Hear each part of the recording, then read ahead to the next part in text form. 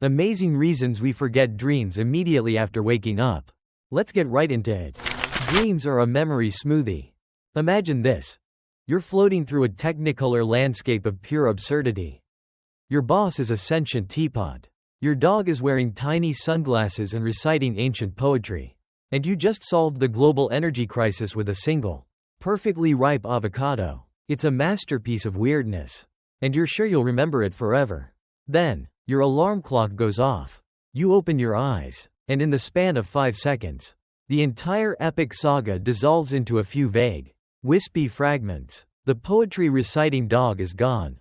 The teapot boss? A distant, blurry memory. What just happened? It's like your brain took a beautiful, complex painting, shoved it into a blender, and hit the puree button the second you woke up. The prevailing theory is that your brain is actively doing this during deep sleep, specifically the REM, rapid eye movement, stage where most vivid dreams occur. Your brain is in a state of hyperconnectivity, but it's not actually trying to create long-term memories in the traditional sense. It's more like a digital whiteboard, with information being scribbled and erased constantly. Your brain has a very specific process for turning fleeting experiences into lasting memories. It's a bit like a diligent student taking notes in class. The student, in this case, is a region of your brain called the hippocampus, and it's responsible for consolidating short-term memories into long-term ones. It's the meticulous archivist of your life, filing away every birthday, every awkward first date, and every time you accidentally walked into a glass door. The problem? During REM sleep, the hippocampus is essentially on vacation. It's not taking notes, it's not filing anything, and it's certainly not paying attention to your dream about fighting a dragon with a spork. Neuroscientists believe this is a crucial part of the sleep process.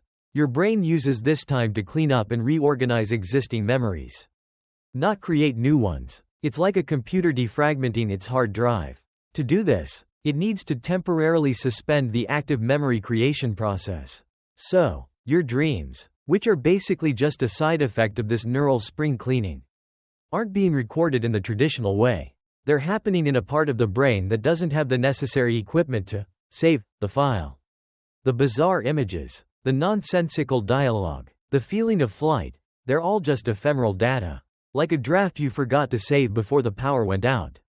The moment you wake up, your brain turns the memory-making machine back on. But it's too late. The dream has already been deleted from the temporary working memory.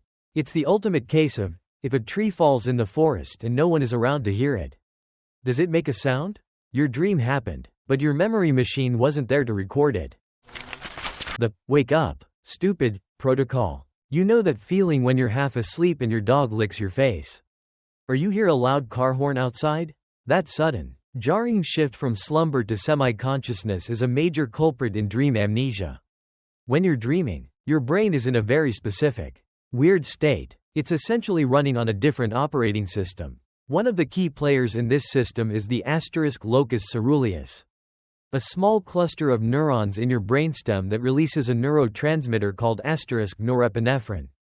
In simple terms, think of norepinephrine as your brain's wake-up chemical. It's what gets you focused, alert, and ready to face the day, or at least, ready to find the coffee pot. During REM sleep, your brain purposefully shuts this system down. Norepinephrine levels plummet to almost nothing, which helps you stay asleep and not, physically act out all the weird nonsense happening in your dreams. The moment you start waking up, the locus ceruleus fires up again, flooding your brain with that wake-up chemical. This sudden shift in brain chemistry acts like a reset button, immediately halting the weird dream-making process and pushing out the fragile, unmemorized dream content to make room for the new data of reality. It's the neurological equivalent of a bouncer throwing you out of a VIP club. 1 minute you're having the time of your life, and the next you're on the street with no memory of how you got there.